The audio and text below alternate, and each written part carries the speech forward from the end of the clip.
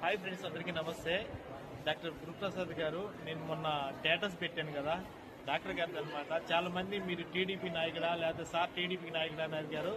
మాకు పార్టీలకు అతీతంగా అయితే మేము పెట్టలేదండి. సార్ మా గురువు గారు కాబట్టి, ఒక యూట్యూబర్ కాబట్టి సార్ మేము కలిసి ఎంతో జర్నీ చేస్తామన్నాం కాబట్టి సార్తో నేను చాలా హ్యాపీగా ఉంటాను.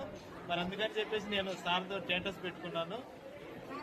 ఆయనతో చెప్పిందన్నీ కూడా కరెక్టేనండి. నేను ఏ రాజకీయ నాయకుడిని కాదండి, మామూలు డాక్టర్ని, జనరల్ హాస్పిటల్ చేస్తుంటాను.